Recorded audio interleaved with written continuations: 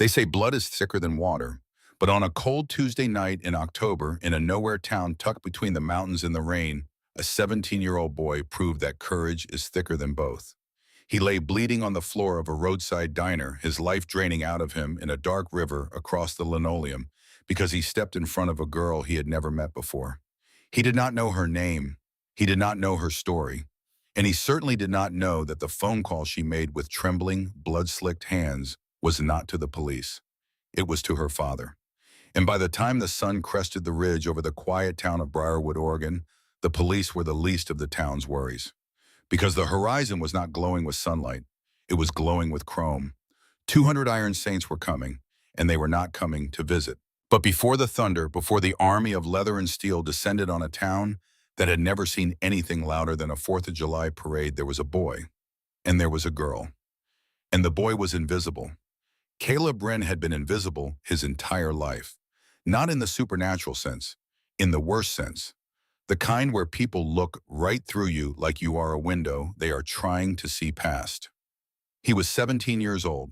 He worked the graveyard shift at Pop's Diner on the edge of Briarwood, Oregon, 4 nights a week.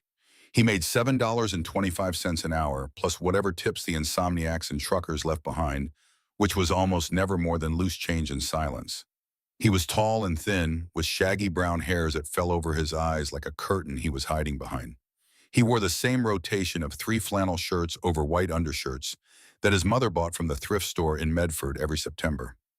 His sneakers had holes near the toes.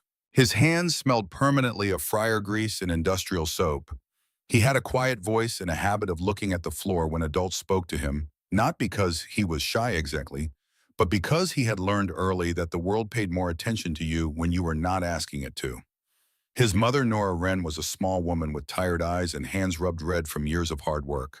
She held 2 jobs: nights at the hospital, laundry feeding sheets and towels into machines that hissed and rumbled through the dark hours.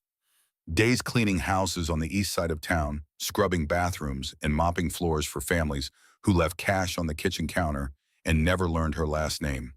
She had raised Caleb alone since he was 9 years old, since the morning his father climbed into the family's Ford Taurus and drove away without a word, without a note, without even the dignity of a goodbye. The car came back 6 months later, abandoned in the driveway with a blown transmission and a busted head gasket like a final insult wrapped in rusted metal. His father did not come back with it. Caleb had been trying to fix that car ever since. Every Saturday morning, rain or shine, he was in the driveway with a socket wrench and a second-hand Haynes manual pulling apart the engine piece by piece and putting it back together. The neighbors thought it was a hobby. Nora thought it was therapy. Caleb knew the truth that neither of them would say out loud. He believed in some deep, irrational corner of his heart that if he could fix the car, he could fix everything. That if the engine turned over, maybe the world would turn over too. Maybe the emptiness his father had left behind would fill in like a pothole patched with fresh asphalt. Maybe his mother would stop working 2 jobs. Maybe the house would stop feeling like a place where someone was always missing. It never turned over, but he kept trying every Saturday, every week, because Caleb Wren did not know how to quit on something, even when the something had already quit on him. Briarwood was the kind of town that existed in the margins. It sat in a valley between 2 ridges of the Cascade foothills, surrounded by dense Douglas fir forests that pressed in on all sides like dark green walls. The main street was 4 blocks long. There was a hardware store run by a man named Gus, who had been old for as long as anyone could remember. There was a barber shop with a striped pole that had not spun since the motor burned out in 1998. There was a white clapboard church with a bell that rang at 6 every morning, and a bar called the Rusty Nail that closed at 10 on weeknights because there was nobody left to drink past 10. The population sign at the edge of town read 2,847, but that was optimistic. Half the houses on the back roads had been empty since the mill closed in 2003. The young people left for Portland or Eugene or anywhere that had a future. The old people stayed because they had nowhere else to go. Briarwood was a town that time had forgotten and progress had skipped over, a place where the most exciting thing in recent memory was the high school football team making the state quarterfinals 2 years ago. They lost by 31 points, but the town still talked about it like it was the moon landing. Pop's Diner sat at the edge of town where Route 9 met the 2-lane highway that led to everywhere else. It was a squat, flat-roofed building with aluminum siding that had once been white and was now the color of old teeth. A neon sign buzzed in the rain. 24 hours. The H in hours was burned out, giving the sign a lopsided, tired look that matched the building perfectly. Inside, the floor was checkered, black and white, scuffed, and stained by decades of boots and spilled coffee. The boots were red, vinyl cracked with age, the foam padding showing through like wounds. A jukebox sat in the corner, unplugged, gathering dust. The air always smelled the same: burnt coffee, industrial cleaner, and the faint, permanent ghost of bacon grease that had seeped into the walls and the ceiling tiles and the very bones of the building. That was where Caleb was standing on Tuesday night when the girl walked in. Sloan Mercer was 16 years old, and she had been on the road for 3 weeks. 3 weeks since she walked out of a life most people would kill for, and most people would never understand. Her father was Magnus Mercer. They called him Iron Jaw. He was the founding president of the Iron Saints Motorcycle Club, a man who commanded an army of riders who would lay down their lives at a single word from his mouth. He was 6 feet 4 inches tall, with a beard like steel wool and arms thick as oak branches covered in ink that told stories of roads traveled and debts paid and a life lived entirely outside the lines that normal people drew around themselves. He was rich, powerful, feared in 11 states, and respected in all 50. He had given Sloan everything a girl could want: a roof over her head, food on the table, men who would protect her with their last breath. Everything except a choice. Sloan did not want the leather.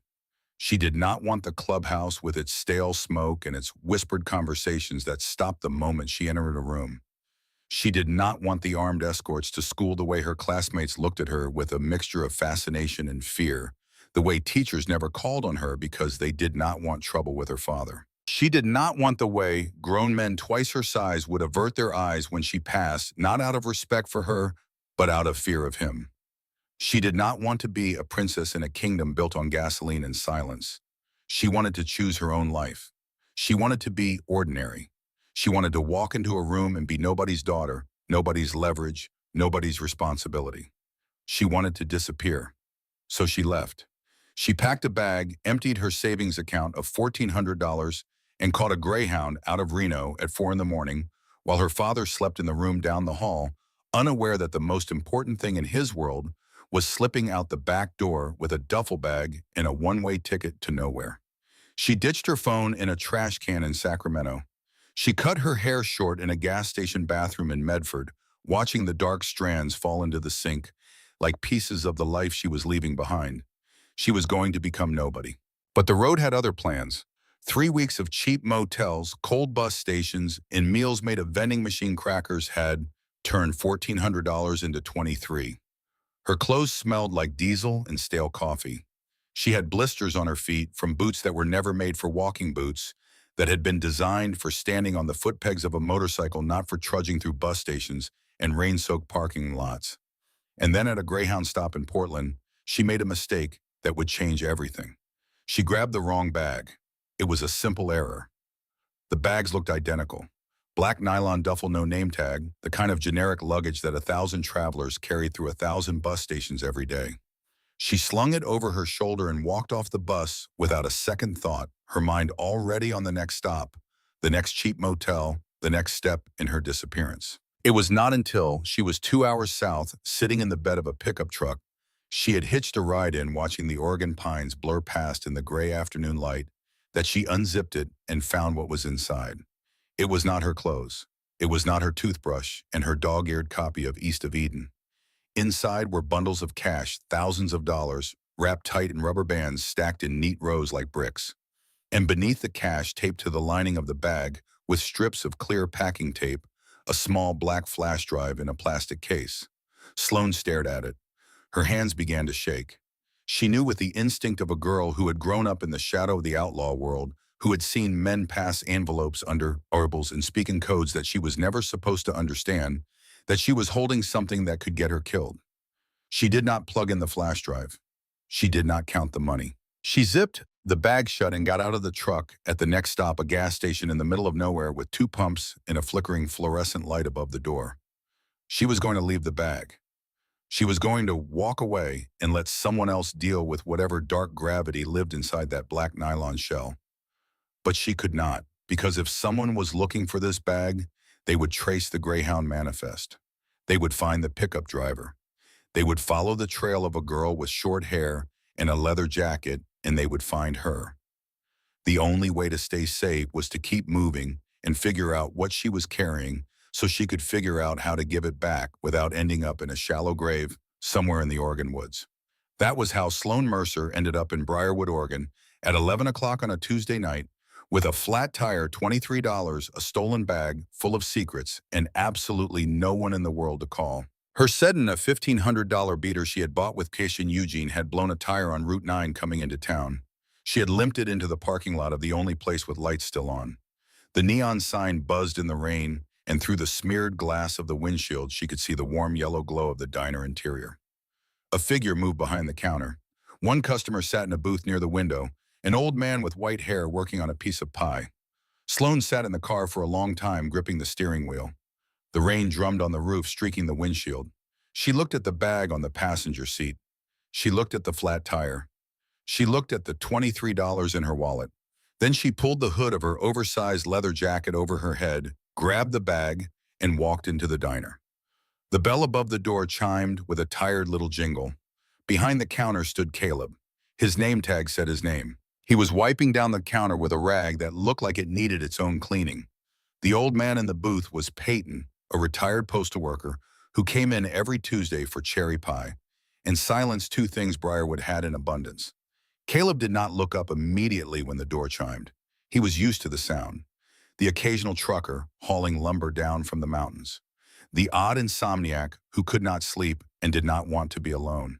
The rare lost traveler who had taken a wrong turn off the interstate and ended up in a town that was not on most maps. They came, they ordered coffee, they left. Nobody stayed in Briarwood on purpose. But when he did look up, something made him pause. He stopped wiping. The rag went still in his hand. The girl who had walked in was young, maybe 16, with short dark hair that looked like it had been cut in a hurry, uneven around the edges, sticking up in places where the scissors had not been steady. She wore a leather jacket at least 2 sizes too big for her, the sleeves hanging past her knuckles, battered combat boots that were dark with rain. She carried a black duffel bag slung over one shoulder, and the weight of it pulled her frame to one side like a ship listing in rough water. But it was her eyes that stopped him. They were sharp, storm cloud blue, and they moved across the room with a precision that was almost military. She scanned the corners, the exits, the old man in the booth, the hallway to the restrooms. She clocked everything in 2 seconds flat, the way someone does when they have been trained or when they have been hunted. Sloan slid into a booth near the back, positioning herself so she could see both the front door and the hallway to the restrooms. She set the bag on the seat beside her, one hand resting on it like she was protecting something precious or something dangerous. She did not take off her jacket. Caleb walked over with a menu and a glass of water. The menu was laminated and sticky, the edges curling with age. "Black coffee," Sloan said. Her voice was steady but quiet, the voice of someone who had learned to take up as little space as possible. "And fries if you have them." "We always have fries," Caleb said. He paused. She was not looking at him. She was watching the parking lot through the window, watching the rain come down in silver sheets against the neon glow. "Rough night," he said. It was the most he had said to a customer in weeks. He was not sure why he said it. Maybe because she looked the way he felt most days. Alone, tired, and a long way from anywhere that mattered. Sloan looked up at him. For a second, something shifted behind those guarded eyes. A flicker of surprise, maybe. Or recognition. The recognition of one invisible person seeing another. Two people who had spent their lives being overlooked, suddenly visible to each other in the fluorescent glow of a diner that smelled like burnt coffee and forgotten dreams. "Just passing through," she said. She was not just passing through. Caleb could see the flat tire from the window, the sedan sitting crooked in the parking lot like a wounded animal. But he did not push it. He went back to the counter, poured her coffee, black no sugar, and dropped a basket of fries in the oil. The oil sizzled and popped a sound as familiar to him as his own heartbeat. For a few minutes, the diner existed in its usual state of quiet suspension. Rain on the roof, hum of the refrigerator, sizzle of the fryer. Old Peyton turned a page of his newspaper. The clock on the wall ticked its slow, steady rhythm. The world outside was dark and wet, and the world inside was warm and small, and for those few minutes nothing bad could reach them. Caleb brought Sloane her coffee and fries. She wrapped both hands around the mug like she was trying to absorb the warmth through her skin, like she had not been warm in a long time. "Your tire is flat," Caleb said, setting down the fries. "I know, I have got a jack in the back. I can take a look when my shift is over if you want." Sloane really looked at him for the first time. She studied his face with those careful eyes reading him the way she had been taught to read people, looking for the angle, the motive, the hidden agenda. He was skinny, a little awkward with kind eyes behind all that hair. He was offering to help a stranger at midnight in the rain, and he was doing it because he did not know how not to. There was no angle. There was no motive. He was just a boy who saw someone who needed help and could not look the other way. "You do not have to do that," she said. "I know," Caleb said, and he almost smiled. It was a small thing, barely a twitch at the corner of his mouth, but it was real. It was the most honest expression she had seen on a human face in 3 weeks. He went back behind the counter. Sloane ate her fries, slowly sipping her coffee. For the first time in 3 weeks, the knot in her chest loosened just slightly. There was something about this place, this sad little diner, in this forgotten town, this boy with his dish rag and his quiet kindness that made her feel like she could breathe. That feeling lasted exactly 4 minutes. The bell above the door chimed again, and the air in the diner changed. It was not a sound. It was a shift, like the barometric pressure dropping before a storm, like the moment before lightning strikes, when every hair on your body stands on end and the air tastes like copper. Sloane felt it before she saw it. Her hand moved instinctively to the bag beside her. 4 men walked in. They were not locals. They were older, mid-20s, wearing expensive streetwear that looked absurdly out of place in a diner that smelled like burnt grease in desperation. 2 of them were thick, heavy-set, with the flat-eyed look of men who had done ugly things and would do them again without hesitation. The third was wiry and twitchy, his eyes darting around the room like a rat looking for an exit. But it was the fourth man who made Sloane's blood turn to ice. He was lean with sharp cheekbones and a tattoo of a scorpion crawling up the side of his neck. His eyes were dead, not angry, not cruel, just empty, like a shark's eyes, like looking into 2 holes where a soul should have been. He moved with a lazy confidence, hands in the pockets of his black jacket, a smirk pulling at the corner of his mouth. The smirk of a man who enjoyed fear the way some people enjoyed music. His name was Rafferty. He spotted Sloane immediately. His smirk widened into something that was almost a smile, but had none of a smile's warmth. "Well, well." His voice was slick and mocking, the kind of voice that inflicted fear the way some people inflicted bruises casually and with pleasure. The little runaway princess. Sloane did not scream. She did not run. She had been raised in a world where fear was a weapon, and showing it was the same as handing someone a loaded gun. She set her coffee down slowly and gripped the edge of the table until her knuckles went white. "Leave me alone, Rafferty." Her voice was flat, controlled. "I told you people I am done. You do not get to be done, sweetheart." Rafferty stepped closer. The other 3 men fanned out behind him, blocking the path to the front door. The wiry one moved to the hallway, cutting off the back exit. "You took something that does not belong to you. My employer is very unhappy. He wants the bag, and he wants you in a car. Right now." Sloane's mind raced. She had been found. Somehow, despite the ditched phone, the cut hair, the cash purchases, the careful avoidance of cameras, they had found her. In 3 weeks, across 3 states, to a diner in a town that nobody had ever heard of. That was not luck. That was not resources. That was information. Someone had told them where she was. She spoke loudly, making sure old Peyton in the corner could hear every word. "I grabbed the wrong bag at the bus station. It was an accident. I will give it back, but I am not getting in a car with you." "That is not how this works," Rafferty said. "Then we have a problem, because there is an old man right there with a phone and the police station is 5 minutes away. You want to add kidnapping to whatever your boss is already wanted for." It was a calculated bluff. She did not know if Briarwood even had a police station, but she was buying seconds, stretching the moment, her eyes flicking to Peyton in the corner. The old man had stopped eating his pie. He was watching, his weathered face tight with alarm, one gnarled hand already reaching into his coat pocket for his phone. Rafferty's dead eyes narrowed. He was not used to resistance. He was especially not used to it from a teenage girl. Last chance, princess.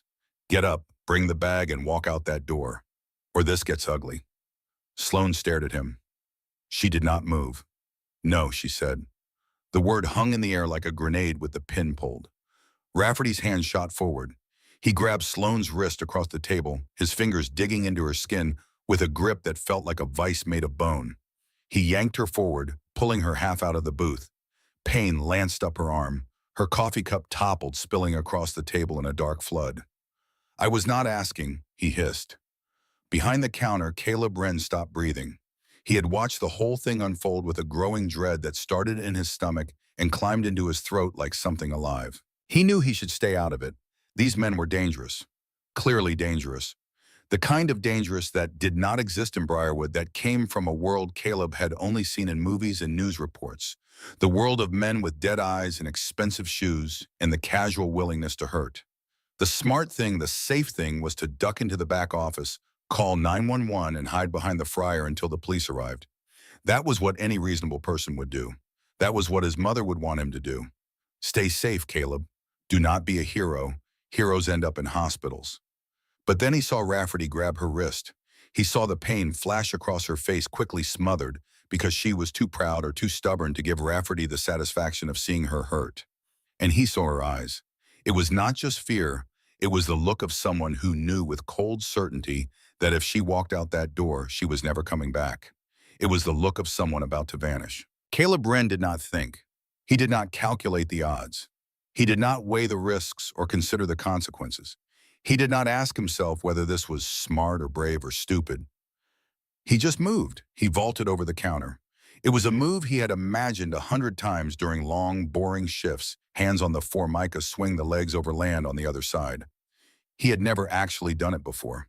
His sneaker caught the edge of a coffee pot and sent it crashing to the floor in an explosion of glass and brown liquid, but he stuck the landing. He put himself between Sloane and Rafferty. His chest was heaving. His hands were shaking. He was holding a dirty dish rag in one fist like it was a weapon, a sword, a shield, something more than what it was. Let her go. His voice cracked on the second word. He was terrified. Every nerve in his body was screaming at him to run, to hide, to be invisible again. But his feet were planted on the checkered floor, and he was not moving. He was not moving because something deeper than fear, something that lived in the marrow of who he was, would not let him stand behind a counter while a girl was taken. Rafferty stared at him. For a long moment, the diner was completely silent, except for the hum of the refrigerator and the rain hammering on the roof. Then Rafferty laughed. It was a cold, dry sound like stone scraping together.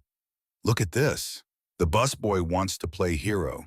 He released Sloane's wrist and turned his full attention to Caleb, his dead eyes measuring the boy the way a wolf measures prey. Go pour some coffee, kid. This is grown-up business. Let her go, Caleb said again. Louder this time. Steadier. I'm calling the police, old. Peyton shouted from the corner. His hands were shaking, but he had his phone out and was jabbing at the screen with arthritic fingers. That was the trigger. Rafferty moved fast, faster than Caleb expected. He pulled a collapsible baton from inside his jacket and flicked it open with a sharp metallic snap. The sound alone was enough to make Caleb's blood go cold, a mechanical click that promised pain the way a cocking hammer promises death. But Rafferty did not go for the old man. He swung at Caleb. The baton caught Caleb on the forearm with a crack that echoed through the diner. Pain exploded up his arm, white-hot and searing, like someone had pressed a branding iron against his bone. He gasped, staggering back. But he did not go down. Adrenaline, raw and animal, surged through him like electricity. He shoved Rafferty backward with both hands, hard. Harder than he knew he could push. Rafferty stumbled, genuinely surprised by the force. Get him! He snapped at his men. Run! Caleb yelled at Sloane. Go out the back. Sloane scrambled out of the booth, grabbing the bag. But the wiry man was blocking the hallway, and one of the heavy-set thugs was lunging toward her from the side. Caleb threw himself at the closest man, the one going for Sloane. They crashed into a table, sending salt shakers, a napkin holder, and bottles of ketchup and mustard flying. Glass shattered. Condiments sprayed across the floor. Caleb fought with everything he had, wild and desperate throwing punches that had no technique but plenty of fury. He caught the man square on the jaw with a right hook that surprised them both. The thugs stumbled, momentarily stunned, but there were four of them, and they were professionals. Sloane did not run. She could have. The hallway was momentarily clear while the wiry man rushed to help his friends with Caleb. She could have sprinted out the back door into the rain in the dark and disappeared. She had spent 3 weeks running. She was good at it. But she watched Caleb, this skinny kid she had known for 15 minutes, fighting three men twice his size because he could not stand by while someone was taken. He was getting beaten badly. A fist caught him in the ribs. A knee drove into his thigh.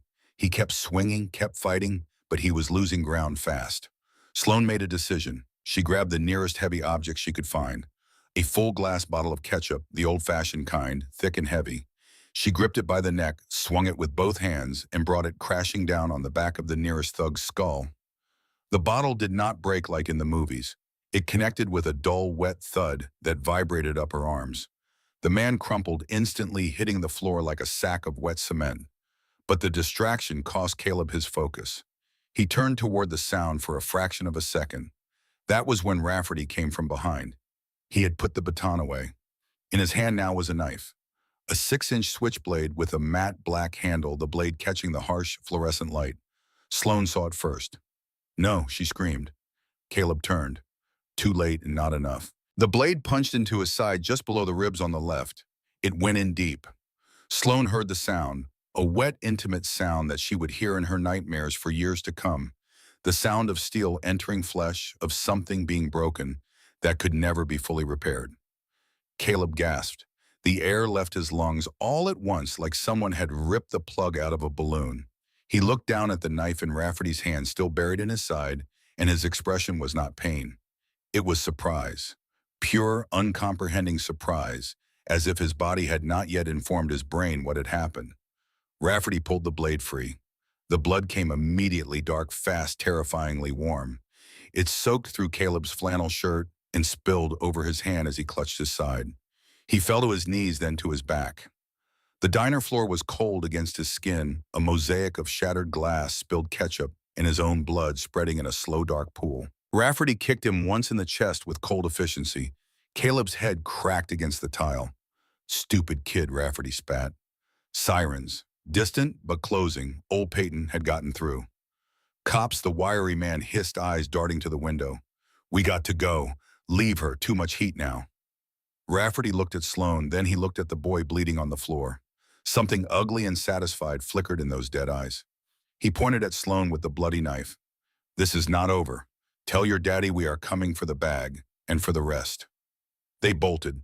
All four of them, one half dragging the man Sloane had hit with the bottle, sprinting through the front door and piling into a black Chevy Tahoe that peeled out of the parking lot just as the first red and blue lights appeared through the rain.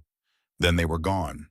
And the silence that followed was worse than the violence, because silence is where the consequences live. Sloane was on her knees beside Caleb before the echo of the Tahoe's tires had faded. The floor was a war zone. Glass, ketchup, mustard, and blood.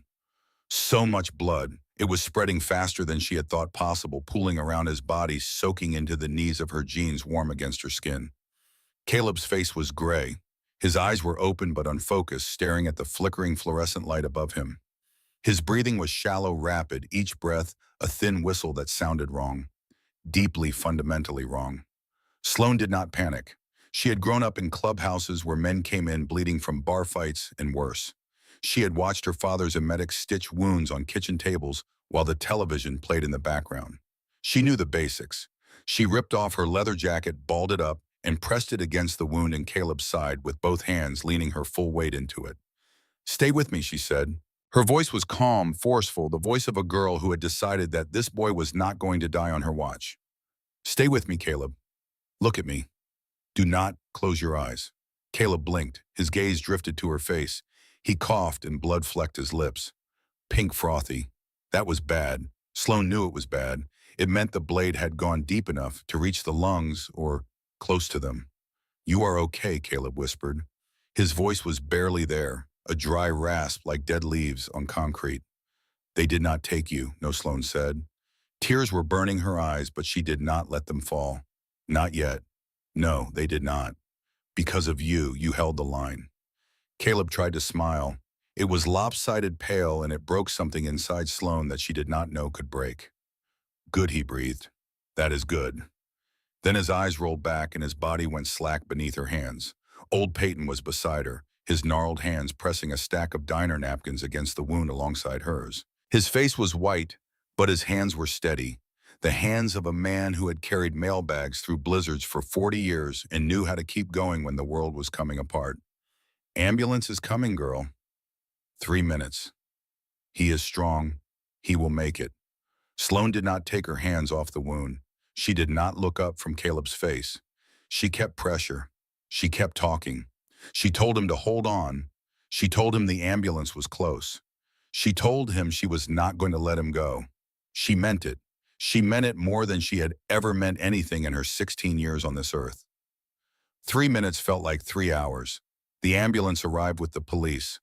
Paramedics rushed in, took over, cut away Caleb's shirt, started IV lines. They worked fast, their voices clipped and urgent. They loaded Caleb onto a stretcher and into the back of the ambulance with a speed that told Sloane everything she needed to know about how bad it was. When people moved that fast, it meant there was no time to waste. Sloane stood in the middle of the ruined diner, covered in blood. Caleb's blood. Her leather jacket was soaked dark. Her hands were red up to the wrists. She was shaking not from cold, but from the delayed shock of adrenaline finally releasing its grip. A deputy tried to talk to her. She could not hear him. The sirens were still screaming. She followed the ambulance to the hospital. She walked because her car had a flat tire and nobody had thought to offer her a ride. She walked 2 miles in the rain, carrying the black duffel bag over her shoulder, her boots splashing through puddles that reflected the red and blue lights of patrol cars racing past her toward the diner. She did not feel the rain. She did not feel the cold. She felt only one thing. A burning crystalline resolve that settled into her bones like molten iron cooling into steel. This was her fault. All of it. A boy she had known for 15 minutes was on an operating table because she had walked into his diner carrying a problem she had no right to bring to his door. She could not undo that. She could not take back the knife, but she could make sure it meant something. She could make sure the people who did this answered for it. And she could make sure Caleb Wren did not die in the dark without someone fighting for him the way he had fought for her. The Briarwood County Hospital was a small building, 2 stories brick, with a parking lot that held maybe 40 cars. It was not equipped for what had just come through its doors. The emergency room had 2 bays. The surgical suite was designed for appendectomies, not knife wounds that shredded livers and punctured diaphragms. Dr. Ashford, the lead trauma surgeon, a lean man with silver hair and steady hands, arrived 9 minutes after Caleb, still pulling on his scrubs. The team worked frantically. The knife had lacerated Caleb's liver, nicked his diaphragm, and ruptured his spleen. He was losing blood faster than they could replace it. Sloane sat in the waiting room. The fluorescent lights buzzed above her, casting everything in a flat, sterile white. She was still wearing Caleb's blood. A nurse offered her a change of clothes. She refused. She did not deserve clean clothes, not while he was in there fighting. At 3 in the morning, Dr. Ashford emerged from surgery, looking like a man who had been in a prize fight and only barely won. His scrubs were sweat-soaked. His eyes were bloodshot. The boy made it through surgery, Ashford said, and Sloane's entire body sagged with a relief so physical it was almost violent. But it was close. The blade lacerated his liver and nicked his diaphragm. We had to remove his spleen. He has lost a massive amount of blood. He is in a medically induced coma. What are his chances? 40%, Ashford said. If he does not develop an infection and if his vitals stabilize over the next 48 hours, he has a fighting chance. But I will not lie to you. It is going to be close. 40%, less than a coin flip. Sloane felt the number land in her chest like a stone thrown into still water. Ripples of dread spreading outward. Nora Wren arrived at 3:15. She was a small woman, thin, with tired eyes and hands red and rough from years of hard work. She came in a coat thrown over her nightgown, her hair unbrushed, her face a mask of terror. When she saw Sloane, she froze. "Are you hurt?" Nora asked, because that was the kind of woman she was. Even in the worst moment of her life, her first instinct was to care for someone else. "No, ma'am," Sloane said. "This is not my blood. It is Caleb's. He saved my life tonight."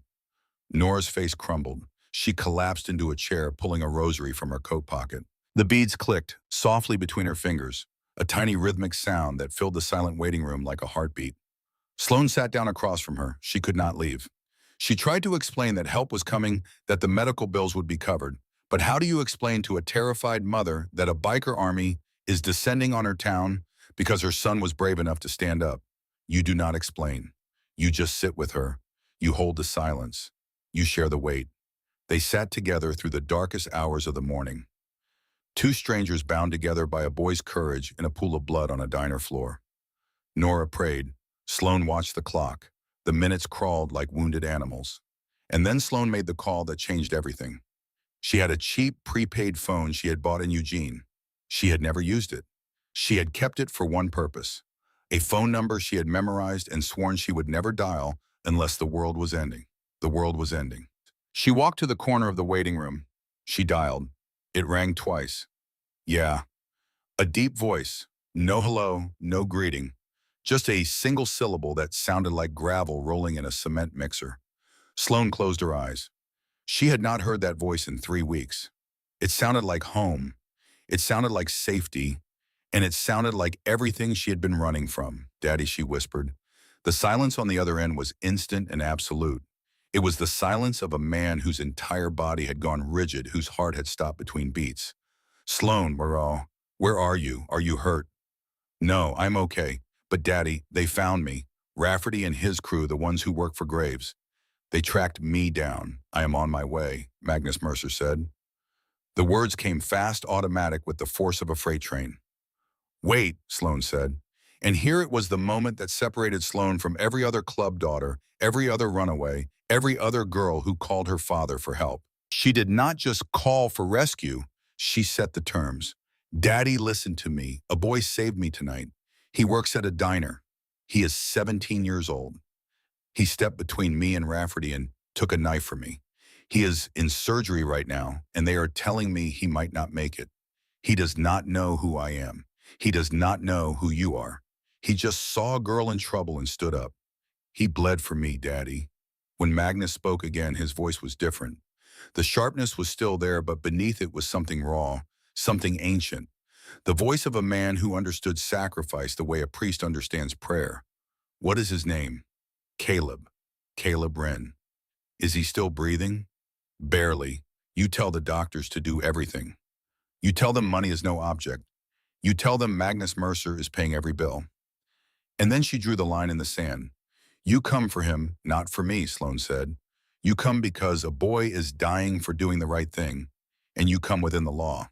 No rivers, no ditches, no disappearances. You come right, or you do not come at all. The pause was long. She could hear him breathing. She could hear faintly the sound of boots on concrete.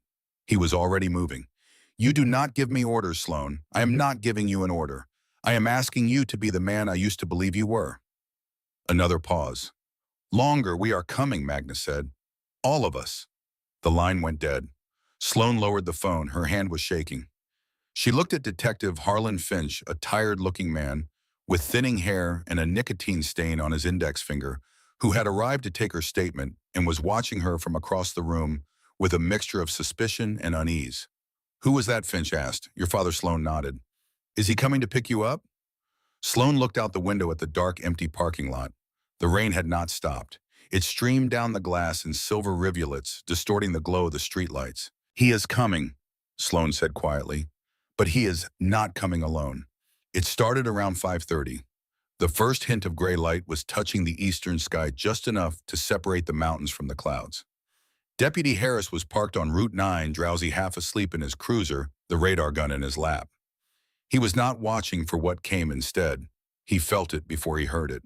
A tremor. Subtle at first, like a heavy truck on a nearby road.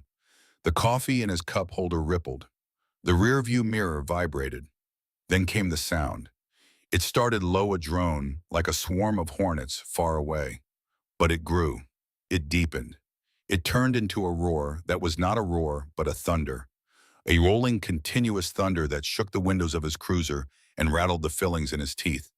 V-twin engines, the distinctive, syncopated heartbeat of American iron. Not one, not 10, hundreds. Harris looked in his side mirror.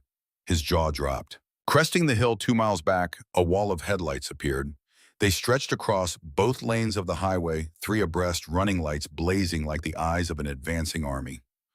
The lead bike was a massive custom Harley Road King, blacked out with ape-hanger handlebars, and a rider who looked less like a man and more like a monument carved from granite and leather.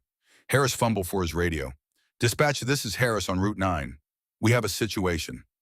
By the time the sun fully broke over the ridge, the roar had consumed Briarwood. Citizens waking for work peered through their curtains and saw something out of a fever dream. A river of black leather and polished chrome rolling down Main Street, shaking the autumn leaves from the trees, rattling the windows of the hardware store, drowning out the church bells that rang at 6 every morning. They turned onto Elm Street toward the hospital. Sloan heard them before she saw them. She was standing at the window of the waiting room. Nora was asleep in the chair behind her, finally claimed by exhaustion. The first light of dawn was coloring the sky in shades of ash and steel. Then the glass began to vibrate. The sound rose from the earth like something alive. A rumble that grew into a growl that grew into a roar that shook the pictures on the walls. Sloan pressed her hand against the window. She felt the vibration through her palm, through her bones. They came around the corner in a wave. Row after row of motorcycles' headlights, blazing chrome gleaming in the early light. They filled the parking lot. They spilled onto the street. They lined the sidewalks. 200 machines, 200 men arranged in perfect rows like soldiers on a parade ground. At the front, the massive Road King killed its engine. The silence that followed was deafening. 200 engines cut out in a wave, one after another, the silence spreading through the formation like a held breath. Magnus Ironjaw Mercer dismounted. He was 6'4", with a beard like steel wool, and arms thick as oak branches covered in ink that told stories of roads and brotherhood and a life lived outside the lines. He took off his helmet and hung it on the handlebar. He walked straight toward the sliding glass doors. Behind him, 200 men dismounted and stood in ranks, silent arms crossed, waiting. Inside the waiting room, Sloan watched her father push through the doors. He filled the room with his presence the way a thunderstorm fills a valley. Nurses froze. An orderly dropped a clipboard. Even the hum of the fluorescent lights seemed to quiet. His eyes found Sloan. "Daddy," she said. She did not run to him. She stood her ground because that was what she had promised herself she would do. She would not collapse into his arms like a little girl, not now. Not after everything she had done to prove she was more than that. But Magnus crossed the room in 3 strides and wrapped her in his arms anyway. For one moment, the mask slipped. He was not a club president. He was not Iron Jaw. He was a father who had not slept in 3 weeks, who had torn the West Coast apart, looking for his daughter, who had driven through the night fueled by nothing but terror and love. He held her so tight she could not breathe. She let him, just for a moment. Then she pulled back. "I am okay," she said, looking up at him with those fierce storm cloud eyes. But he is not. Room 304, his name is Caleb Wren, 40% chance. His mother is right there. Magnus released Sloan. He turned. His eyes found Nora Wren, who had been jolted awake by the noise and was now standing trembling, backed against the wall, clutching her rosary as if it were the only thing between her and the end of the world. Magnus walked over to her. The leather of his cut creaked with every step. His boots were heavy on the linoleum. He was a terrifying figure, a mountain of muscle and ink and scars, and Nora was shaking so hard the rosary beads were clicking. He stopped in front of her. He slowly removed his sunglasses. His eyes were red-rimmed from the wind and the worry and the long night ride, but they were kind. Unexpectedly, unmistakably kind. He went down on one knee. The president of the Iron Saints knelt on the scuffed linoleum floor of a county hospital in front of a cleaning lady in a nightgown. "Ma'am," Magnus said. His voice was a low rumble, but it was gentle, reverent. "My name is Magnus Mercer. Your son saved my little girl's life last night." Nora stared at him. She could not speak. Her lips moved, but no sound came out. "There is no debt I can pay that equals what he did." Magnus continued. "But I promise you this. Your boy is under my protection now. He is under the protection of the Iron Saints. The men who did this to him, we are going to find them." He stood and the temperature in the room seemed to drop 10 degrees. "And God help them," Magnus said, "because the police will not be able to." Sloan watched from across the room. She watched her father kneel before a stranger. And she saw something she had not seen in years. She saw the man she used to believe in, the man who built his kingdom not on fear but on a code. Loyalty earned debts paid, the weak protected by the strong.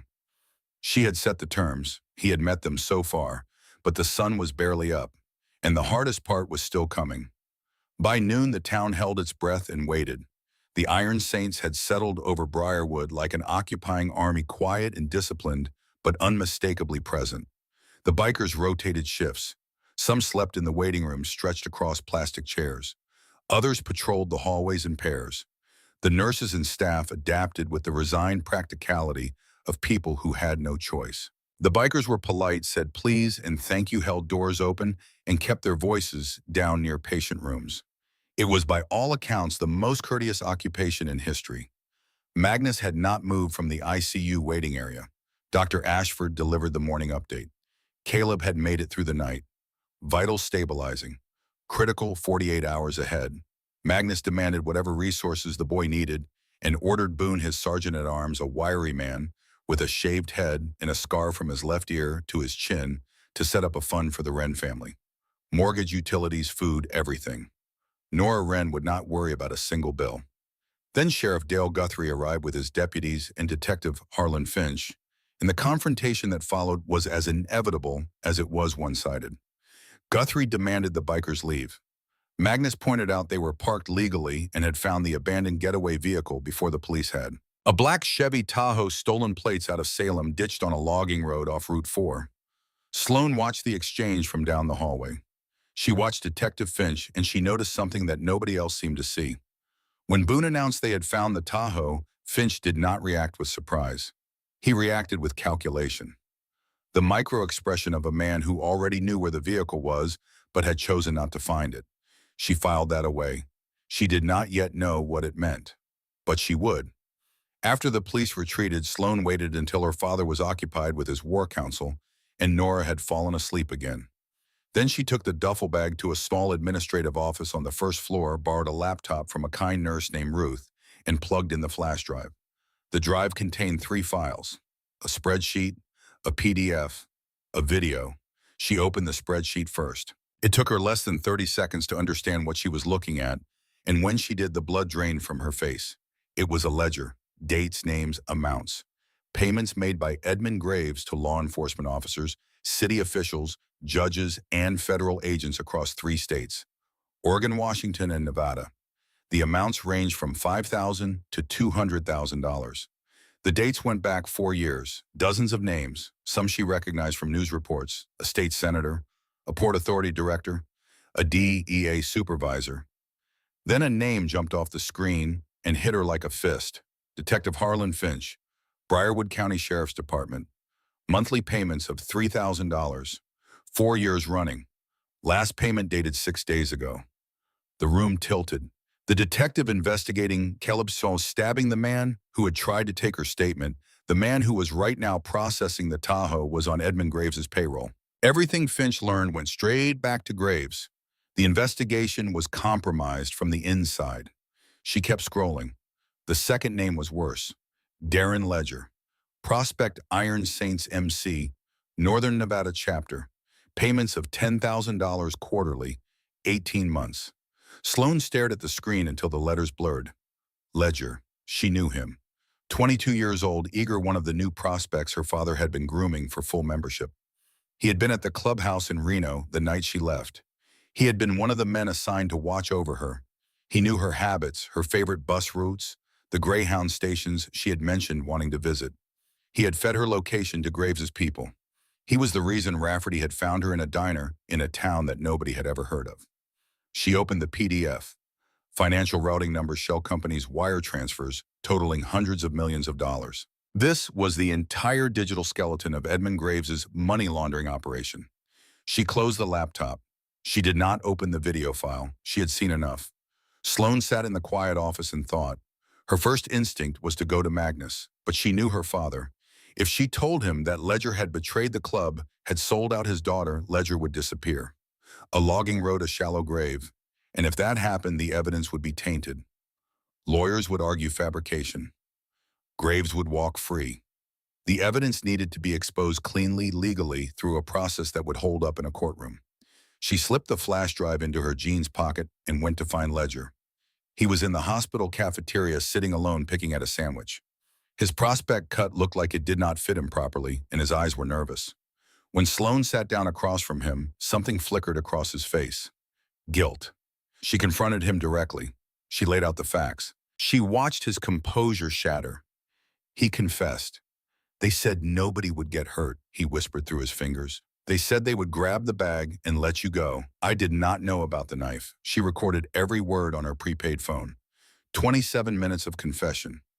Then she took the recording to Boone and explained why Magnus could not know yet. Boone handled it. Ledger lost his cut. He was put on a bus. He did not come back. After Boone disappeared down the stairwell, Sloane walked to the restroom at the end of the hallway. She locked the door. She stood at the sink and looked at the stranger in the mirror. Short hair, dark circles, a smear of dried blood on her neck. And then it hit her. All of it. The knife going into Caleb's side.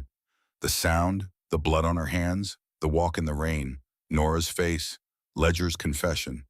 The weight of the flash drive in her pocket. She gripped the edge of the sink. Her knuckles went white.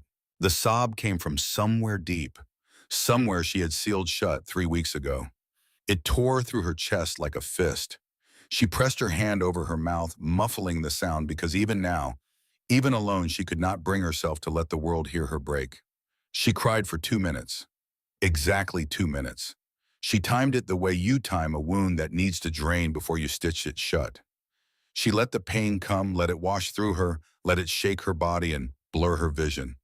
Then she turned on the faucet, splashed cold water on her face, wiped her eyes, breathed. Enough, she said to her reflection. Not harsh, not cold, just the quiet, resolute command of a girl who had given herself permission to be human for 120 seconds and was now choosing to be a fortress again. She unlocked the door and walked back into the hallway. Sloane sat with Caleb in the ICU that afternoon. He looked impossibly young against the white sheets, the tubes, the IV lines, the monitors. A landscape of fragility, but his chest rose and fell with a rhythm that was steady. Steady was alive. She held his hand. His fingers were cold but warming. She told him she was going to fix this. I do not know if you can hear me, she said quietly, but what you did matters. It was not wasted. You stood up for a stranger, and that stranger is going to make it count. I promise. She squeezed his hand and thought she felt the faintest pressure in return. She chose to believe it was real. Then she heard the footsteps in the hallway and something prickled at the base of her skull. 2 people walking. Their footsteps were wrong. Sharp, crisp, the click of hard-soled dress shoes on linoleum. Hospital staff wore soft-soled shoes, sneakers, clogs. These shoes were Italian leather, polished, expensive. And beneath the loose scrub pants of the man on the right, a bulge at the ankle, a holster. Cleaners. Graves had sent cleaners to finish what Rafferty started. Sloane acted fast. She texted Boone. She moved Nora to a locked restroom. Then she stepped into the doorway of room 304 with her phone recording and confronted the 2 men. Their disguise fell apart under scrutiny. Scrubs still creased from packaging. Stock photo ID badges. Dead professional eyes that belonged in a war zone, not a hospital corridor. Hendricks and Briggs, a nomad who had been a Marine Corps sniper, came through the stairwell door like an avalanche. 8 seconds. No shots fired. 2 men on the floor, zip-tied, a suppressed pistol skittering across the linoleum. Sloane stopped recording. She had evidence. Clear video faces, visible weapon, and frame timestamp in the corner. She told Boone to hold them for the FBI, not the local police, not Finch. She tapped her pocket where the flash drive sat. Detective Finch is compromised. He is on Graves's payroll. Everything goes federal or everything falls apart. Then she went to Magnus and told him all of it. The flash drive, the ledger, Finch Ledger's betrayal, the cleaners. She told him like a field commander delivering a briefing. Facts, clear, unadorned. Magnus listened. The fury built behind his eyes like pressure behind a dam. When she mentioned Ledger, a vein in his temple pulsed. When she mentioned the cleaners, his fists became sledgehammers. He should be in the ground, Magnus said about Ledger. And if he were, the flash drive evidence would be compromised, Sloane replied. Every lawyer Graves hires would argue the data was fabricated. Ledger walking away clean keeps the evidence clean. Magnus stared at his daughter. He was seeing her for the first time, not as his little girl, not as the princess of the Iron Saints, as a strategist, as a leader. She told him the plan. Use Rafferty to lure Graves to the abandoned sawmill off Route 4. Floodlights, not guns. Beanbag rounds, not bullets. Restrain them, then call the FBI. Caleb did not stab anyone, Sloan said, and her voice cracked. He did not pull a gun. He just stood up. He stood up, Daddy. And if you go out there and beat Rafferty to death or throw Graves in a river, you are betraying everything that boy represents. Magnus's eyes were wet. He would deny it later. Beanbag rounds, Sloan said. Non-lethal. Everyone goes home breathing. Everyone goes to prison, not to the morgue. Magnus exhaled through his nose. The sound of a bull being told to stand down. Non-lethal. Fine. But if they shoot first, we finish it, Fair Sloan said. At 6:45 that evening, Boone and 4 nomads brought Rafferty to the hospital basement. The motel room breach took 15 seconds. Rafferty sat in a folding chair, his scorpion tattoo distorted by bruises, his dead eyes alive for the first time with something that looked like fear.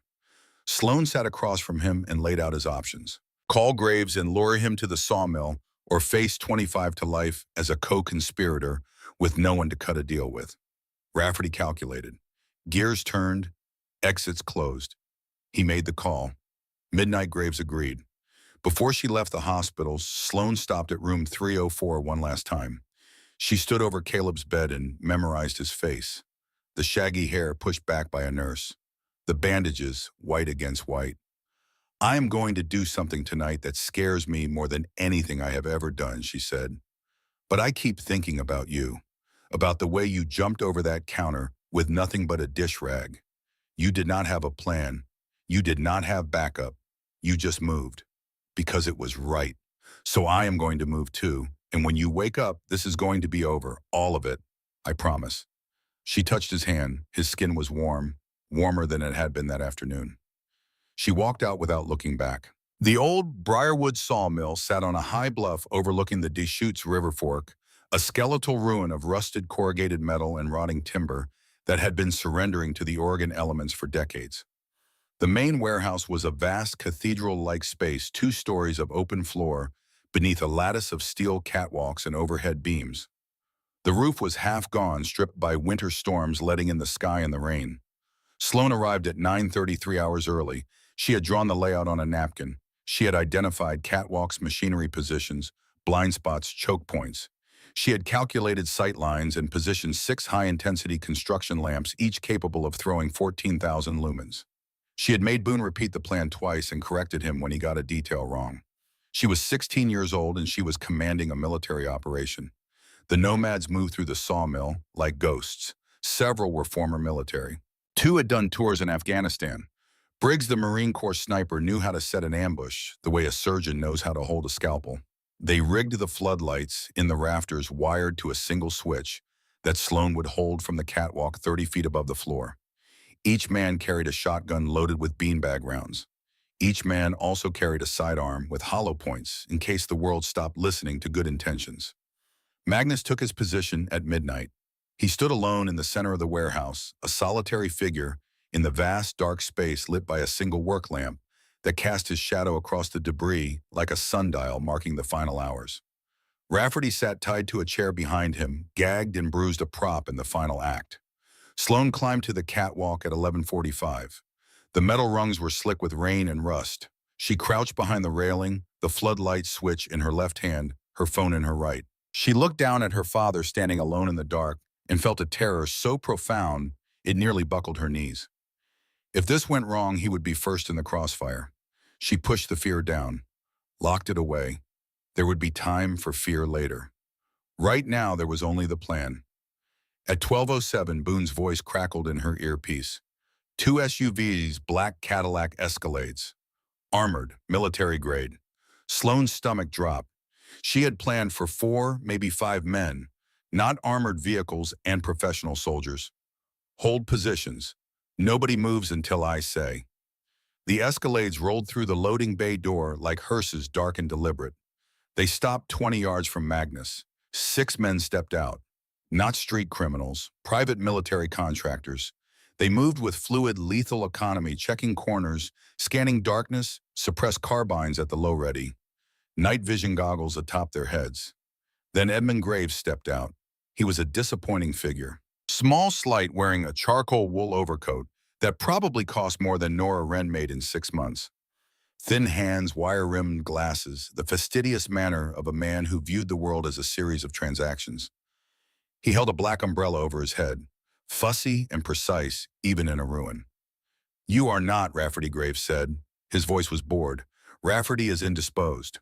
I am the father." Graves sighed. He checked his cuticles. "The biker. I was hoping to avoid this. It is all so theatrical." He gestured to his men with a lazy wave, the way someone might gesture to a waiter. "Kill him. Find the girl. Find the drive. Burn the building. I have a flight to catch." 6 rifles rose. 6 red laser sights converged on Magnus's chest. Sloane's hand tightened on the switch. "Now," she said. She threw the switch. The warehouse exploded with light. 84,000 lumens, all directed downward, turning the darkness into a blinding white inferno. The mercenaries' eyes, adjusted to near total darkness, were hit with a wall of light that was physically painful. 2 stumbled backward. 1 dropped to a knee. The night vision goggles caught the reflected glare and became instruments of additional disorientation. The nomads moved, fast and hard, from behind the machinery, from the shadows, from positions the mercenaries had not been able to check because Sloane had placed the lights to create specific blind spots. 2 beanbag rounds dropped the first mercenary. A second went down the same way. But the remaining 4 adapted in seconds. Combat veterans. Training kicked in through the shock. 2 dropped behind the armored escalades and began returning fire. Controlled aimed bursts. The suppressed carbines made a sound like angry whispers. Rounds sparked off machinery, shattered a floodlight, sent debris flying. Then the sound Sloane had been dreading. A cry of pain from the shadows. Briggs. A round caught him in the thigh as he advanced along the east wall. He went down, dragging himself behind a steel column, blood soaking through his jeans. His jaw was clenched, his hands pressing against the wound. Below her, Magnus charged a mercenary who had come around the escalade. 240 pounds, propelled by fury. He lowered his shoulder and hit the man like a freight train, slamming him into the vehicle hard enough to dent the armored panel. But the mercenary fired as he was being hit. A round tore through Magnus's leather cut and carved a furrow across his left shoulder. Magnus roared, not in pain, in anger. He grabbed the stunned mercenary and hurled him into the concrete floor. More mercenaries went down. But the last 2 found cover behind a concrete pillar near the loading bay, laying down disciplined fire that pinned 2 nomads behind a bandsaw housing. The situation was stuck. Briggs bleeding, Magnus bleeding. A stalemate in a fight that needed to end fast. But Sloane could see the 2 mercenaries from the catwalk. She was directly above and behind their position. They did not know she was there. She crawled along the wet metal grating, reached the nearest floodlight, grabbed the housing, felt the heat radiating through the casing, and twisted. The beam swept across the wall and hit the 2 mercenaries full in the face from their unprotected flank. They flinched. One raised his arm, a half-second opening. Hendricks came around the pillar like a landslide, clothesline to the first. Boone swung his baton against the second man's forearm, then his knee, then his helmet. The man went limp. Silence. The fight was over. Less than 90 seconds, but it had felt like an hour. Sloane keyed her radio about Briggs. "Through and through," Boone reported. "Missed the artery. He is going to make it, but he needs a hospital. Get him out. Take the van. Go now." 2 nomads carried Briggs toward the loading bay. He was conscious, jaw clenched, one hand raised in a fist as he passed the other men. The nomads salute, still fighting. Sloane watched them go and felt the weight of command settle into her bones. She had ordered men into a fight. One of them was bleeding because of her plan. That weight would never fully lift. Magnus walked toward Graves, who had not run, had not fought, had simply stood beside his escalade in paralyzed disbelief, his umbrella gone, his expensive coat spattered with rain and concrete dust, his glasses crooked. The look of a man whose world had been rearranged without his permission. Magnus grabbed Graves by the collar. Graves tried to speak. "You cannot. I have immunity. I have files. I know people." "Shut up," Magnus said. Not loudly, just final. He dragged Graves through the loading bay out into the rain to the edge of the bluff overlooking the river. The water far below was swollen by days of rain, a constant churning roar. The drop was 80 feet. The current was fast, dark, merciless. Magnus pushed Graves to the edge. The smaller man stumbled, nearly going over. He caught himself and looked down at the black water. "Please," Graves said. The word came out thin and high-stripped of every pretense. The naked sound of a man who had finally encountered something his money could not fix. "Please, I can pay you anything." "Name a price." Boone appeared at Magnus's side. He looked at the river, then at Graves, then at Magnus. "River is deep," Boone said quietly. "Current is fast. Nobody would ever find him." Magnus stood at the edge of the bluff, rain streaming down his face, blood running down his arm. He looked at the man who had sent killers after his daughter. The man who had ordered a 16-year-old girl brought in or killed over a flash drive. The man whose greed had put a knife in the side of a 17-year-old kid who was guilty of nothing except courage. He thought about the river. He thought about how easy it would be. One push, a short fall, the cold water and the current. No body, no trial, no lawyers, no appeals. Just gravity and the river and the rain washing everything clean. The old Magnus would have done it. The man he had been 5 years ago, 10 years ago, would not have hesitated. Blood for blood. The books balanced with a body. Then he heard the footsteps behind him. Light footsteps. Quick and sure. Sloane appeared at the edge of the loading bay. She was soaked, her short hair plastered to her forehead, her face pale in the rain.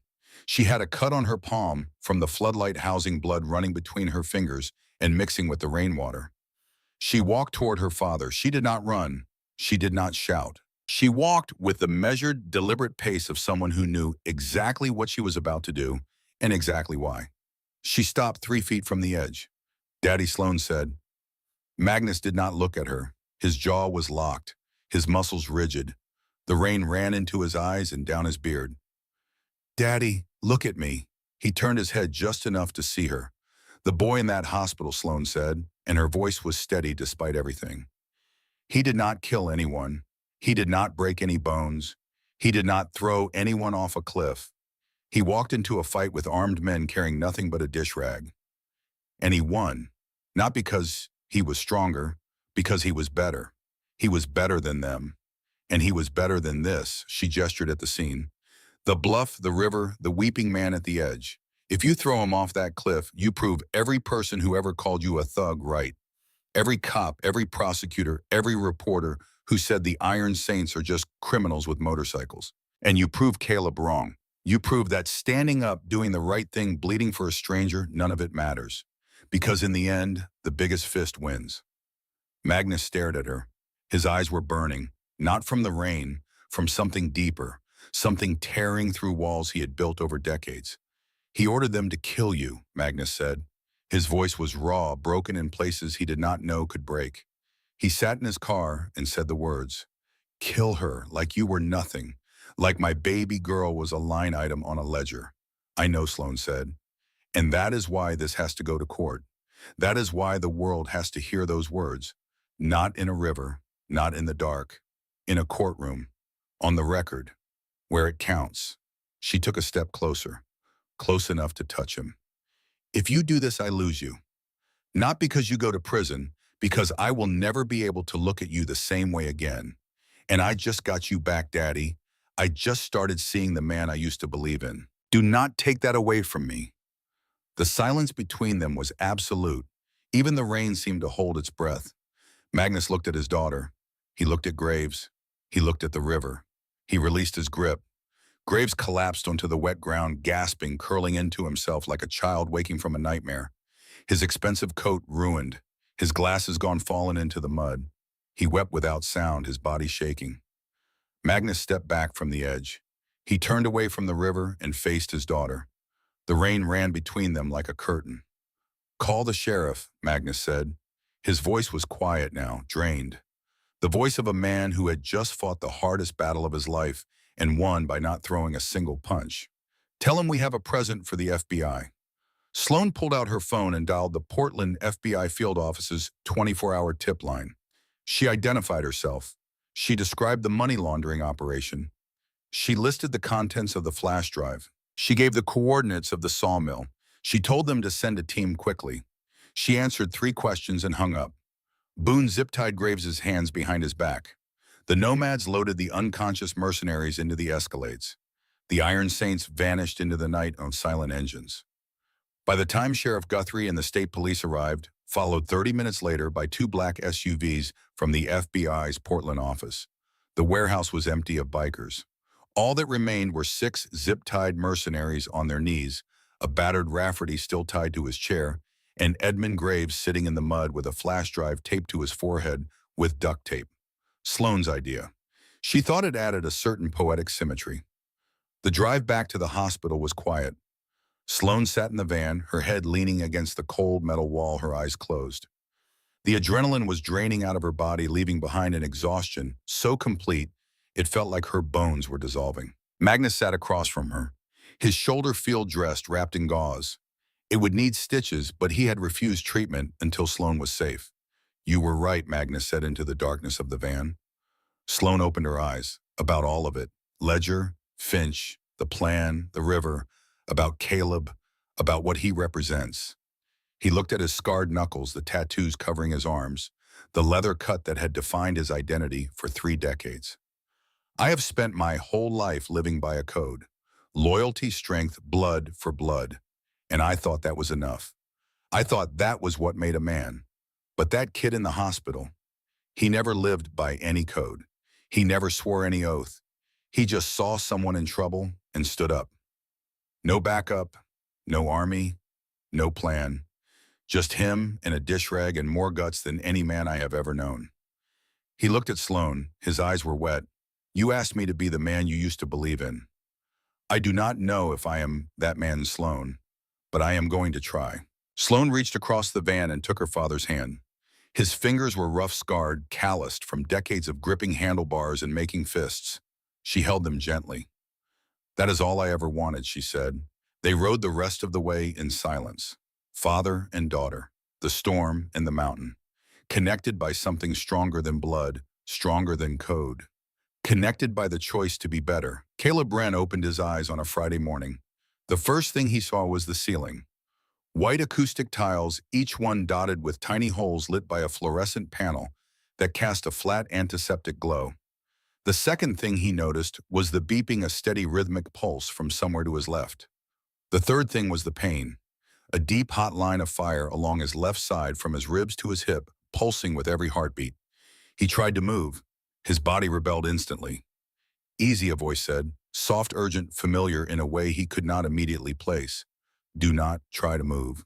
You have got about 40 stitches and a missing spleen. The doctor said you are supposed to lie still for at least another week." Caleb blinked. He turned his head slowly, carefully, and saw her. Sloane was sitting on the wide windowsill, one knee pulled to her chest. She looked different from the girl who had walked into the diner 4 nights ago. The oversized leather jacket was draped over a chair, laundered, but still carrying a faint shadow of rust brown that no amount of detergent could fully erase. She wore a gray hoodie instead, soft and worn. Her face was clean, her short hair pulled back, and her storm cloud blue eyes were fixed on him with an intensity that made the room feel very small. "You are okay," Caleb said. It was not a question. It was the first thing his brain produced, the thought that had been frozen in place since the moment the world went dark on the diner floor. "Yes," Caleb Sloane said. She smiled, and it was the first genuine, unguarded smile she had allowed herself in weeks. "I am okay. Because of you." "Did I win?" Caleb asked. His voice was a dry crackle, and it hurt to speak, but the corner of his mouth turned up. Sloane let out a breath that was half laugh, half sob. "You won. You held the line, and the cavalry came.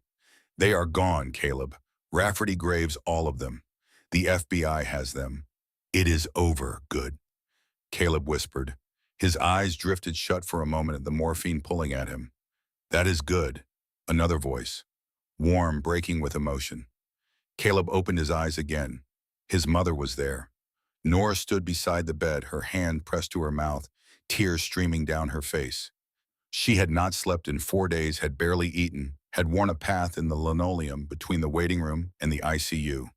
But in this moment, with her son's eyes open and focused, She looked like a woman who had just witnessed a resurrection. "Hey, Mom," Caleb said. Nora collapsed forward, wrapping her arms around him as gently as she could, pressing her face into his shoulder, her body shaking with sobs that she had held back through days of terror and prayer. "My boy," she whispered. "My brave, stupid, wonderful boy." Caleb winced at the pressure on his side but did not complain. He held his mother with his free arm and let her cry. After a while, the door opened. The air shifted the way it always did when Magnus Mercer entered a space. Not because he was loud, but because he was a force, and forces did not need to announce themselves. He was not wearing his cut today. Dark t-shirt that strained across his broad chest, heavy denim jeans, left arm in a sling, the shoulder wound bandaged beneath the fabric. But he could not hide what he was. He filled the doorway like a wall. His beard was the color of iron filings. His arms were mapped with ink that told decades of stories. He carried a motorcycle helmet in one hand and a small paper bag in the other. Caleb's eyes widened. "You are him," Caleb rasped. "The dad," I am, Magnus said. His voice was quiet, almost reverent, as if he were entering a church. He walked to the bedside, his boots making barely a sound. He looked down at the bandages, the tubes, the fragility of a 17-year-old kid who worked at a diner and had never been in a fight before the one that nearly killed him. Magnus extended his hand. It was massive, engulfing Caleb's completely. But he did not squeeze. He held the boy's hand with a gentleness that seemed impossible for a man that size. "You saved my world, son," Magnus said. His voice was thick with an emotion he had spent a lifetime suppressing. "There are not words for that. There is not enough money in the world to pay for that. You gave me back my daughter." Caleb looked at the big man, feeling the calluses on his palm, the rough geography of a life lived with fists and handlebars. "I just could not let them take her," he murmured. "He had a knife. She was scared. It was not right." No, Magnus agreed. It was not right, and most men would have run. Most men would have hid. You stood up. He released Caleb's hand and reached into his pocket. He pulled out a set of car keys and placed them on the bedside table. "My boys went by your house," Magnus said. "We saw the Taurus in the driveway. Transmission was shot. Head gasket was blown." Caleb winced. "Yeah, I was saving up." "It is fixed," Magnus said. "New transmission, new engine, new paint. We even fixed the AC. It runs better than the day it rolled off the lot." Caleb stared at him. The car. The car he had been trying to fix every Saturday for 8 years. The car his father had left behind like a broken promise wrapped in rusted metal, fixed, running, whole. Then Magnus reached into his other pocket and pulled out a second set of keys. Heavier. The key fob bore the silver shield of Harley-Davidson. "I figured a young man who stared down a knife deserves something with a little more soul," Magnus said. "Something that understands the wind. There is a 2024 Iron 8 8.3 Sportster in your garage. Matte black custom exhaust paid in full. Insurance and registration handled." Caleb looked at the keys in his palm. His throat was tight. His eyes were burning. "I cannot accept this," he whispered. "You are not accepting a gift," Caleb, Magnus said, his tone shifting from warm to solemn. "You are accepting a tribute." He looked at Nora, who was watching from the other side of the bed, her eyes wide with disbelief. "We set up a trust in your name this morning," Magnus said. "Full ride, tuition, books, housing, engineering school, medical school, whatever you choose. The Iron Saints are picking up the tab." Nora covered her mouth. A sound escaped her that was somewhere between a gasp and a prayer. "Mr. Mercer, you do not have to." "I do," Magnus said, cutting her off gently. "He bled for my family. Mrs. Wren, my family will sweat for his. That is the code." He turned back to Caleb. "You are family now, kid. You understand. You have brothers in every state. You ever have trouble, you ever feel unsafe, you make one call, and we answer." Caleb looked at his mother. She was radiant. Her exhaustion and grief transformed into a pride so fierce it seemed to fill the room with light. He looked at Sloane, watching from the windowsill, with a smile that reached her eyes for the first time since they had met.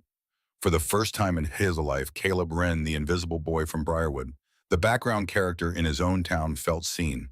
He felt valued. He felt like he mattered. "Thank you," Caleb whispered. Magnus stepped back. He gave the boy a sharp, respectful nod. the kind a commanding officer gives a soldier who has proved himself under fire. No, Magnus said. Thank you. He walked toward the door. He paused in the frame, looked back at Sloane, and something passed between them. A question asked and answered without words. Then he walked out, his boots heavy on the linoleum, leaving the door open behind him. Sloane sat with Caleb for a while after Magnus left. Nora had gone to call her sister, to share the good news, to cry happy tears into a phone in the hallway. The room was quiet except for the beep of the monitor and the distant rumble of 200 engines beginning to stir in the parking lot below. They are leaving, Caleb asked, looking toward the window. Yeah, back to the road, back to their lives, and you, the question hung in the air like a held note. Sloane looked out the window at the sea of chrome and leather assembling in formation below. She could see her father's Road King gleaming black in the autumn sun, waiting at the head of the column. She could go with them. She could ride home back to Reno, back to the clubhouse, back to the life she had been born into. Her father would welcome her. The club would celebrate. She would be the president's daughter again, shielded, protected, untouchable. Or she could choose something else. I am not going with them, Sloane said quietly. Caleb looked at her. I am going to stay here for a while. Help your mom while you recover. Get my feet under me. She paused.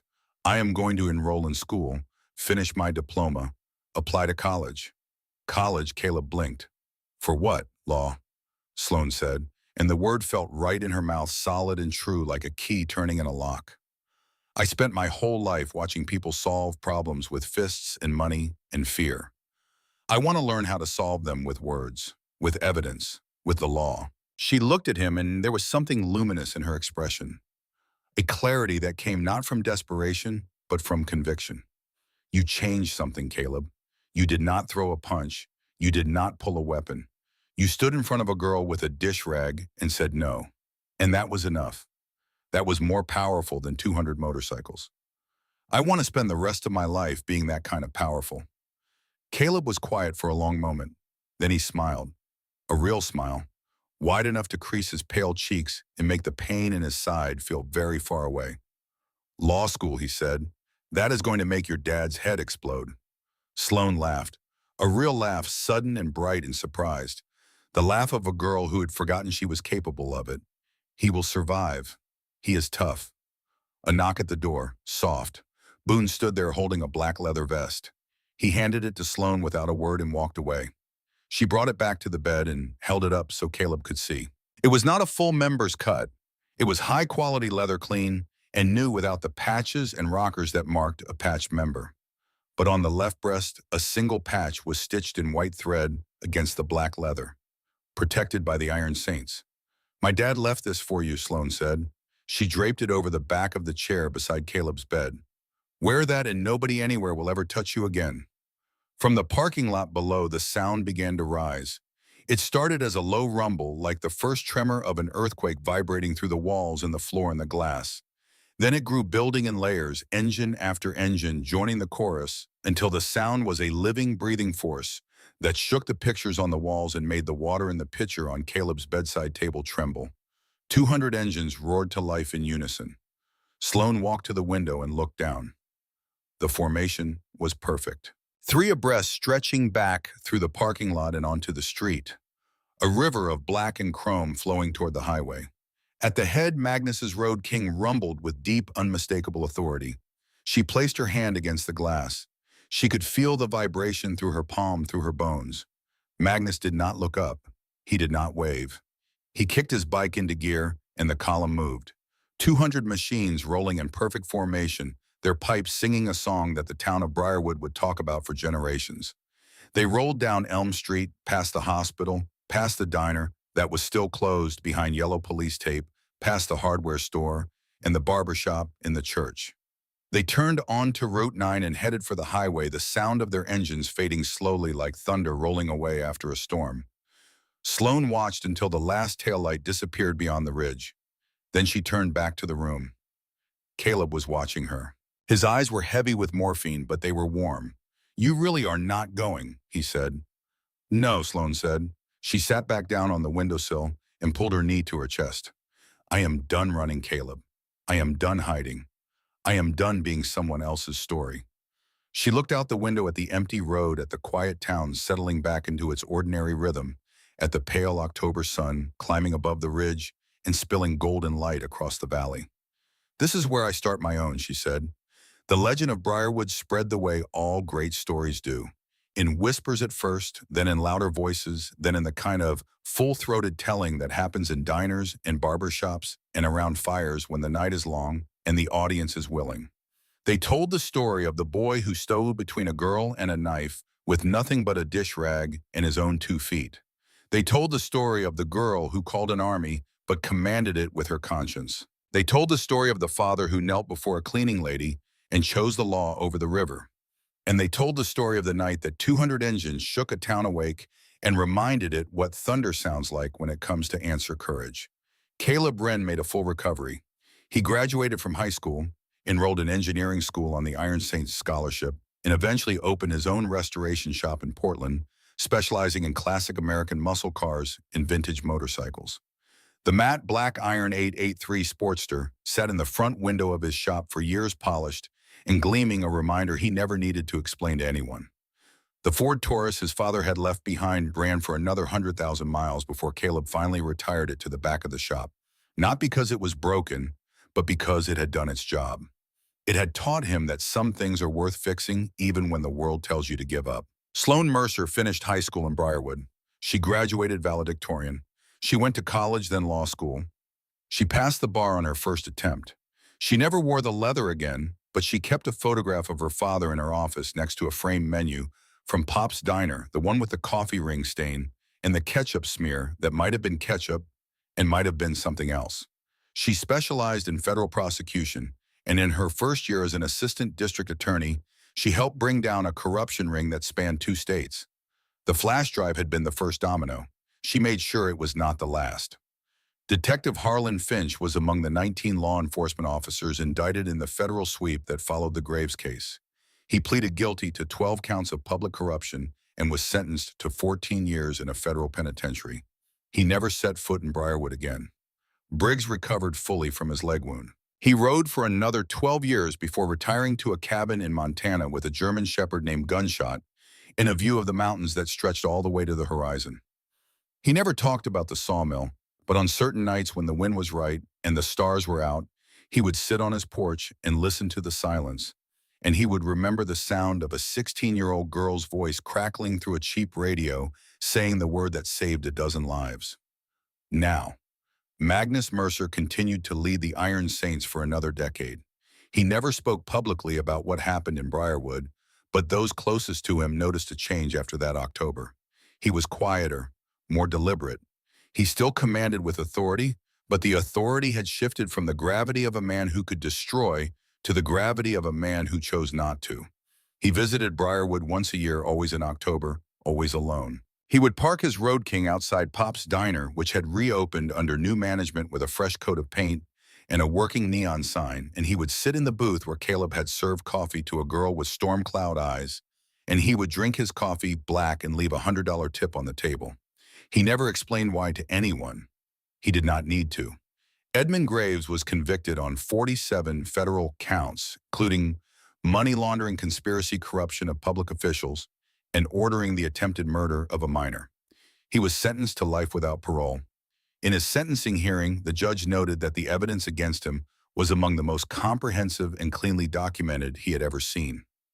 He did not know that the documentation had been managed by a 16-year-old girl standing in a hospital corridor over 2 disarmed assassins, calmly dictating the chain of evidence to a man with a scar from his ear to his chin. Nora Wren quit her second job.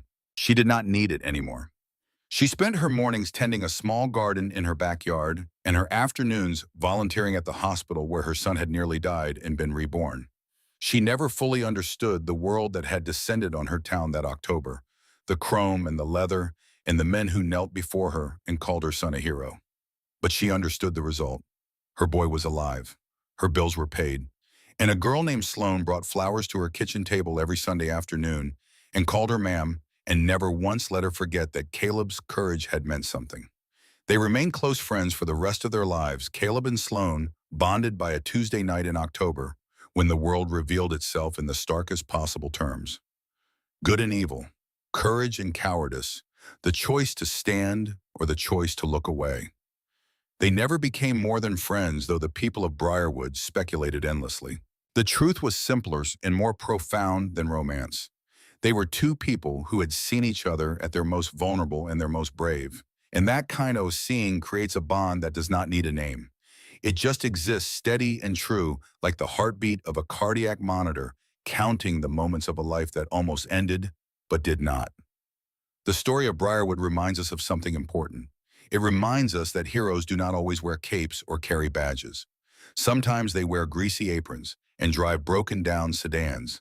Sometimes they are 16-year-old girls who choose the law over the fist, the courtroom, over the river, the hard right, over the easy wrong. It teaches us that true bravery is not the absence of fear.